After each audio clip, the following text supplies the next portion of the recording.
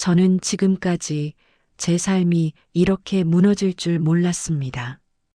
가장 사랑했던 사람과 가장 아꼈던 사람이 저의 등 뒤에서 무엇을 하고 있었는지, 몽실이를 위해 설치한 작은 카메라 하나로 제 인생이 무너지고 바뀔 줄은 상상도 못했죠.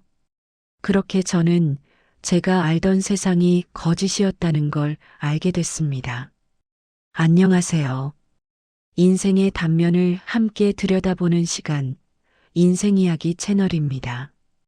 오늘도 누군가의 삶 속에서 우리가 마주할 수 있는 이야기를 들려드리겠습니다. 그럼 이야기를 시작하겠습니다. 제 이름은 박도연이고 올해 44입니다. 종합병원 행정팀에서 일한 지 벌써 10년이 넘었어요. 사람들은 병원 하면 의사나 간호사를 먼저 떠올리지만 사실 저희 같은 행정 인력이 없으면 병원은 제대로 돌아가지 않습니다.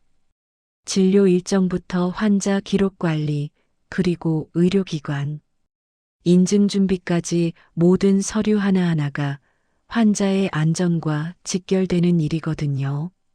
그래서 저는 늘 꼼꼼하게 책임감 있게 일해왔습니다.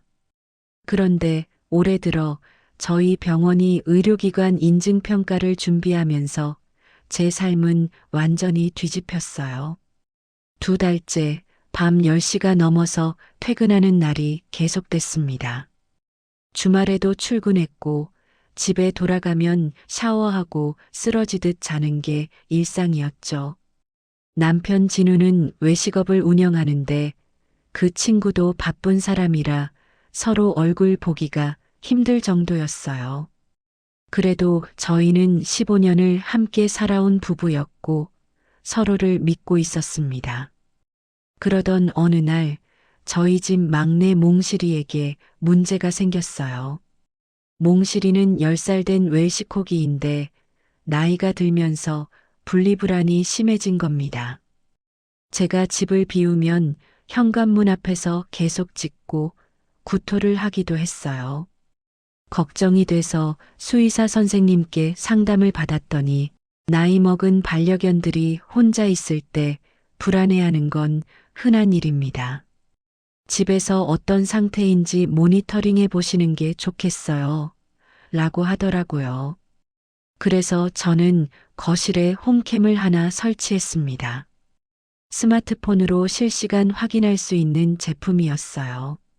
설치하고 나서 며칠은 정말 몽실이만 확인했습니다. 낮에 사무실에서 폰으로 앱을 켜면 소파에 누워있는 몽실이가 보였어요.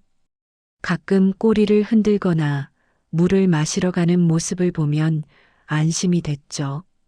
적어도 혼자 있어도 괜찮구나 하는 생각이 들었습니다. 그런데 그 카메라가 나중에 제 인생을 완전히 바꿔놓을 줄은 그때는 몰랐어요. 그 무렵 제 여동생 다혜가 저희 집에 자주 오기 시작했습니다. 다혜는 저보다 8살 어린 동생인데 몇 달 전 다니던 회사에서 권고사직을 당한 뒤로 많이 힘들어하고 있었어요. 원래 명랑했던 성격이 점점 침울해지더니 집에만 틀어박혀 있다고 하더라고요. 엄마는 걱정이 태산이셨고 저도 동생이 걱정되었습니다. 그래서 저는 동생에게 말했습니다. 언니 집에 놀러와 몽실이도 보고 기분 전환 좀 해. 다혜는 고맙다며 가끔 저희 집에 와서 몽실이랑 놀고 저녁도 같이 먹곤 했습니다. 저는 동생이 와주는 게 좋았어요. 제가 늦게 퇴근해도 집에 사람이 있으니 몽실이도 덜 외로워할 것 같았거든요. 남편도 다혜가 와서 집이 훨씬 활기차다고 했고요. 그때만 해도 저는 아무 의심도 하지 않았습니다. 그저 동생이 힘든 시기를 잘 이겨내길 바랬고 저희 가족이 서로 의지하며 살아가는 게 당연하다고 생각했어요. 시간이 지나면서 다혜가 저희 집에 오는 빈도가 늘어났습니다. 처음엔 일주일에 한두 번이었는데 나중엔 거의 매일 오다시피 했어요. 언니, 오늘 집에 있어도 돼? 하고 물으면 저는 당연히 그래, 편하게 있어라고 했습니다. 동생이 우울해서 집에만 있는 것보다 저희 집에 와서라도 시간을 보내는 게 낫다고 생각했거든요. 그런데 조금씩 이상한 느낌이 들기 시작했어요. 다혜가 제가 없을 때 집에 온다는 거였습니다. 제가 야근하는 날 저녁 남편한테 전화하면 다혜 왔어. 같이 저녁 먹고 있어 라고 하는 경우가 많았어요. 처음엔 동생이 외로워서 그러나 보다 했죠. 근데 점점 그 빈도가 잦아지니까 묘하게 신경 쓰이더라고요. 왜 하필 내가 없을 때만 오는 걸까? 어느 날 밤 늦게 집에 들어왔는데 거실 소파에 다의 옷이 걸려 있었습니다. 싱크대엔 설거지가 안 된 접시 2개가 있었고요. 남편한테 물으니 다혜 왔다가 조금 전에 갔어. 저녁 같이 먹었지. 라고 했어요. 저는 그래. 고생했네 하고 넘어갔지만 속으론 살짝 찝찝했습니다. 동생이 이렇게 자주 와도 되나? 남편은 괜찮을까? 그리고 며칠 뒤 제가 출장 준비를 하던 날이었어요. 남편이 다음 주에 출장 간다며? 하고 물었습니다. 저는 응, 이틀 정도 지방에 다녀올 것 같아 몽실이 잘 부탁해라고 했죠. 그랬더니 남편이 걱정 마, 다혜한테도 말해서 자주 들르라고 할게 라고 말했어요. 순간 뭔가 이상했습니다. 왜 굳이 다혜를 부르지? 남편 혼자서도 충분히 몽실이를 돌볼 수 있는데. 하지만 저는 그 생각을 곧 지워버렸어요. 내가 너무 예민한가? 동생이 집에 자주 오는 게 뭐가 문제야? 오히려 몽실이한테도 좋은 일이고 남편도 혼자 있는 것보단 나을 텐데. 그렇게 스스로를 설득했습니다. 제 머릿속에선 이미 알람이 울리고 있었지만 저는 그걸 무시했어요. 믿고 싶었으니까요. 출장 전날 밤 저는 몽실이 밥그릇과 간식을 챙겨주고 남편에게 당부했습니다. 몽실이 약 먹이는 거 잊지 마. 그리고 홈캠으로 가끔 확인할 테니까 너무 걱정 말라고요. 남편은 웃으며 알았어. 다녀와라고 했어요. 저는 그때까지도 아무것도 몰랐습니다. 제가 없는 사이 저희 집에서 무슨 일이 벌어지고 있었는지. 출장 첫날 저녁 저는 호텔 방에서 홈캠 앱을 켰어요. 몽실이가 잘 있나 확인하려고요. 화면에는 거실이 보였고 몽실이는 소파 아래에서 자고 있었습니다. 안심하고 앱을 끄려는데 갑자기 움직임 감지 알림이 떴어요. 누군가 집에 들어온 거였죠. 나는 다시 화면을 켰습니다. 남편이 현관문을 열고 들어오는 게 보였고 그 뒤로 다혜가 따라 들어왔어요. 두 사람은 밝게 웃으며 뭔가 이야기를 나누고 있었습니다. 다혜가 부엌으로 가서 냉장고를 열고 남편은 소파에 앉아 TV 리모컨을 만졌어요. 별거 아닌 장면이었습니다. 그냥 가족끼리 자연스럽게 시간을 보내는 것처럼 보였죠. 하지만 제 가슴 속엔 묘한 불편함이 자리 잡았어요. 설명할 수 없는 감정이었습니다. 그냥 뭔가 이상했어요.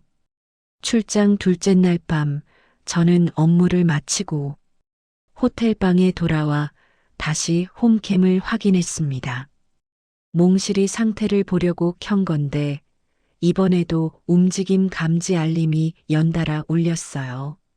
화면을 켜자 거실 소파에 남편과 다혜가 나란히 앉아 있었습니다.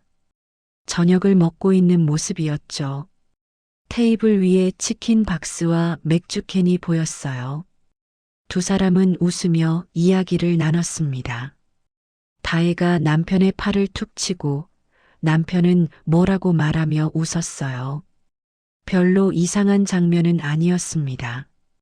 그냥 형부와 처제가 편하게 시간 보내는 것처럼 보였죠. 근데 뭔가 너무 편해 보였어요. 제가 없는데도 전혀 불편해하지 않는 것 같았습니다. 아니, 오히려 더 자연스러워 보였어요. 저는 화면을 계속 지켜봤습니다. 20분쯤 지났을까?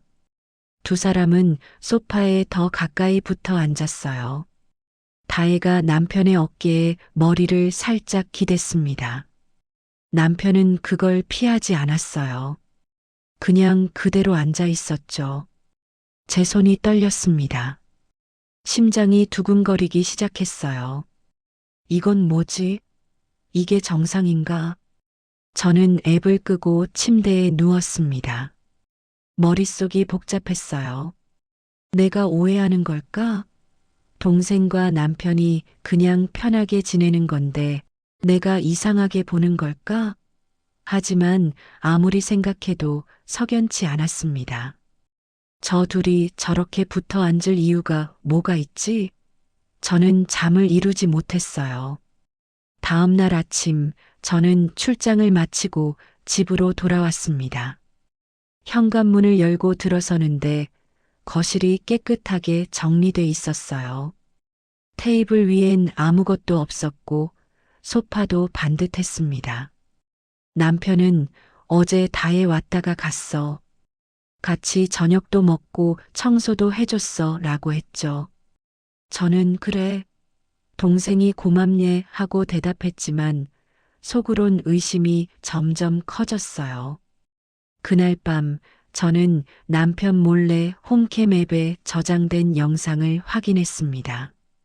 지난 일주일 동안의 기록이 남아 있었어요. 빨리 감기로 돌려보는데 제가 출장 간 사이 다혜가 하루에 두세 번씩 집에 왔더라고요. 그것도 매번 남편과 함께 있었습니다. 저녁도 같이 먹고 TV도 같이 보고 심지어 밤늦게까지 소파에 앉아 있는 장면도 있었어요. 한 장면에서 멈췄습니다. 다혜가 진우 무릎에 손을 올려놓고 있는 장면이었어요. 남편은 그 손을 가만히 잡았습니다. 몇 초 동안 그렇게 있더니 다혜가 손을 빼고 일어났죠. 저는 그 장면을 다시 돌려봤어요. 한 번, 두 번, 세 번. 제가 잘못 본 게 아니었습니다. 분명히 손을 잡고 있었어요. 가슴이 무너지는 것 같았습니다. 남편과 다혜가, 내 남편과 내 동생이, 말도 안 돼. 이건 오해야. 그냥 친하게 지내는 거겠지. 하지만 아무리 생각해도 저건 일반적인 관계가 아니었어요. 저렇게 손을 잡을 이유가 없었습니다. 저는 냉정해지려고 노력했습니다. 감정적으로 대응하면 안 된다는 걸 알았어요. 확실한 증거가 필요했습니다. 혹시 모르니까 조금 더 지켜보기로 했죠. 그래서 홈캠 영상을 매일 확인하기 시작했어요. 남편과 다혜가 제가 없을 때 뭘 하는지, 얼마나 자주 만나는지, 어떻게 행동하는지 전부 기록했습니다. 그렇게 일주일이 지났고 저는 확신하게 됐어요. 이 둘은 단순한 관계가 아니라고. 일주일간 모은 영상은 총 9개였어요. 거의 매일 몇 시간씩 소파에 붙어 앉았고 어깨 기대고 손을 잡고 어느 영상에서는 남편이 다의 머리를 쓰다듬고 있더라고요. 그걸 보는 순간 저는 이건 끝났구나 싶었습니다. 저는 직장 동료인 서정 언니에게 전화했어요. 언니는 저보다 2살 위인데 결혼 생활도 오래 하고 사람 보는 눈이 있는 언니였습니다. 언니, 나 지금 좀 이상한 상황이야 라고 말문을 열자 목소리가 떨렸어요. 언니는 무슨 일이야? 천천히 말해봐 라고 했고 저는 그동안 있었던 일을 쭉 털어놨습니다. 서정 언니는 한참 침묵하더니 도연아, 그건 오해가 아니야 라고 말했습니다. 내가 봐도 이건 분명히 선을 넘은 거야. 지금 당장 확인해야 해 라고요. 저는 어떻게 라고 물었고 언니는 일찍 퇴근해. 예고 없이 집에 가봐. 그럼 확실히 알 수 있을 거야 라고 했어요. 저는 그 말을 따르기로 했습니다. 다음 날 저는 일부러 오후 4시에 조퇴를 했어요. 몸이 안 좋다고 핑계를 대고 집으로 향했습니다. 차를 몰고 가는 내내 손이 떨렸어요. 제발 아무것도 없길 바랬습니다. 제가 오해하고 있길 바랬어요. 집에 도착한 건 오후 5시쯤이었습니다. 저는 엘리베이터를 타고 올라가면서 심호흡을 했어요. 현관문 앞에 섰습니다. 초인종을 누르지 않고 조용히 비밀번호를 눌렀죠. 문이 열렸어요. 신발장 앞에 남편의 구두와 다의 슬리퍼가 나란히 놓여 있었습니다. 심장이 쿵 내려앉았어요. 거실은 조용했습니다. TV도 꺼져 있고 아무 소리도 들리지 않았죠. 저는 천천히 안으로 들어갔어요. 부엌을 지나 복도로 향했습니다. 침실 쪽에서 낮은 소리가 들렸습니다. 누군가 속삭이는 소리, 그리고 작은 웃음소리. 저는 침실 문 앞에 섰어요. 문은 살짝 열려 있었습니다. 저는 숨을 죽이고 안을 들여다봤어요. 침대에 남편과 다혜가 함께 있었습니다. 두 사람은 서로를 안고 있었어요. 다혜는 남편 품에 얼굴을 묻고 남편은 다혜 등을 쓰다듬고 있었습니다. 15년 동안 내가 같이 잔 침대에서 내 남편이랑 내 동생이 서로 부둥켜 안고 뒹굴고 있더라고요. 저는 문을 확 열었습니다. 뭐 하는 거야? 제 목소리가 떨렸어요. 두 사람은 화들짝 놀라 일어났습니다. 남편은 도연아, 이건 이라고 말을 더듬었고 다혜는 얼굴이 새하얘져서 저를 쳐다봤어요. 언니라고 다혜가 불렀습니다. 저는 손을 들어 제지했어요. 입 닥쳐. 한마디도 하지 마. 제 손이 너무 떨려서 손가락이 제대로 펴지지도 않았습니다. 남편이 다가오려 하자 저는 뒤로 물러섰어요. 나한테 손대지 마. 더러워.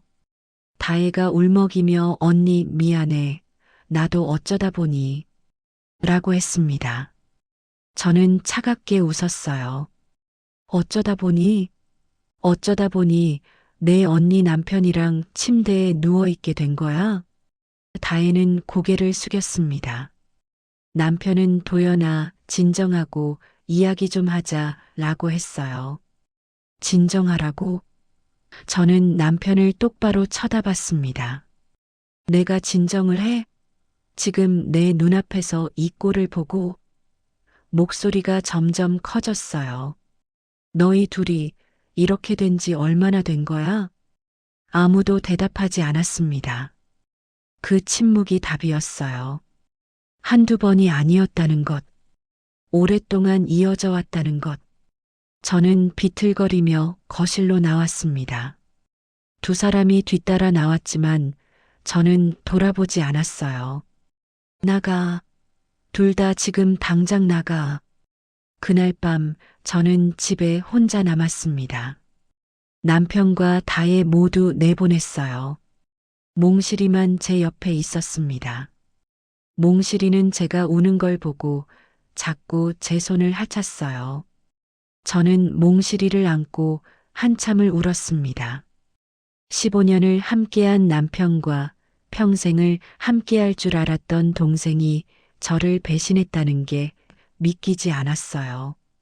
다음 날부터 저는 움직이기 시작했습니다. 감정에 휩쓸려 무너질 수는 없었어요. 저는 홈캠 영상을 전부 백업했습니다. 클라우드에도 저장하고 USB에도 복사했어요. 그리고 변호사를 찾아갔죠. 상담을 받으면서 제가 취할 수 있는 법적 조치를 하나씩 확인했습니다. 변호사는 영상 증거가 명확하니 이혼 소송에서 유리할 것이라고 했습니다. 위자료 청구도 가능하고 재산 분할도 유리하게 진행될 거라고요. 저는 고개를 끄덕였습니다. 몸과 마음이 힘들었지만 슬퍼할 시간은 없었어요. 남편은 며칠 뒤 찾아와서 용서를 빌었습니다. 다시 시작하자. 내가 잘못했어. 정신이 나갔었어. 라고 했어요. 저는 그를 차갑게 쳐다봤습니다. 정신이 나갔다고? 그게 변명이 돼?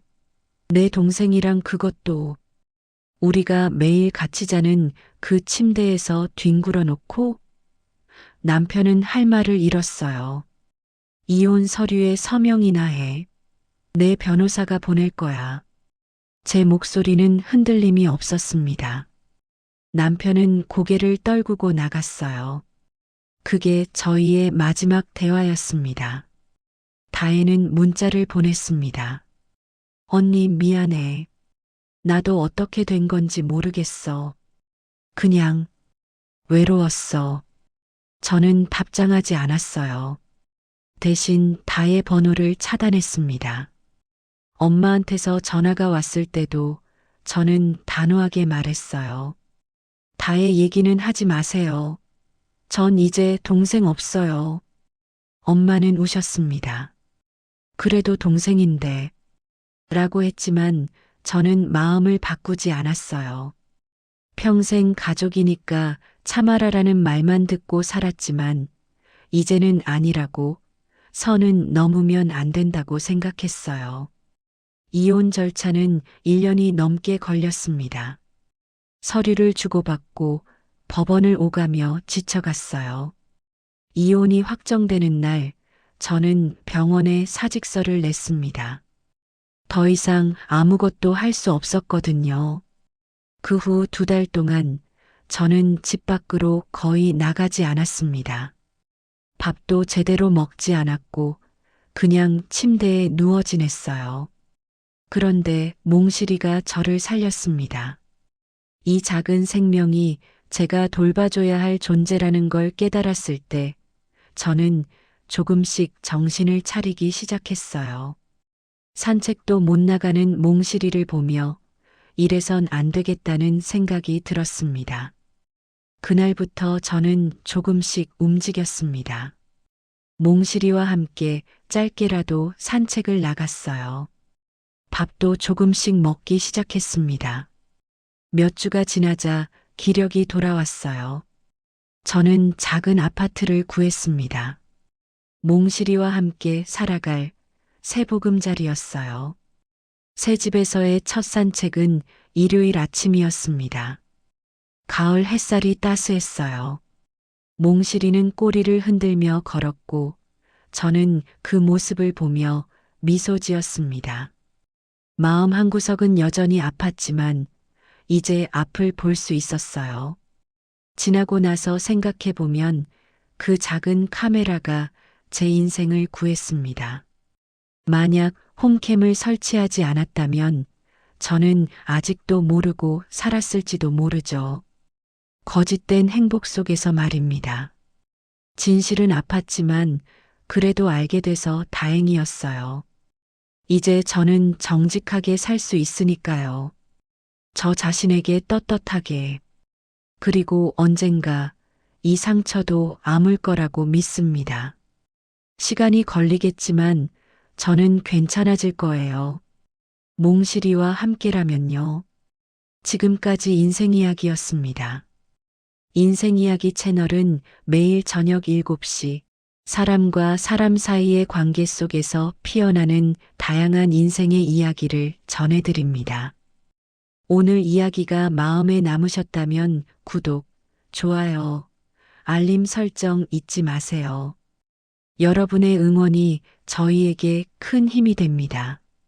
늘 함께 해주셔서 감사합니다.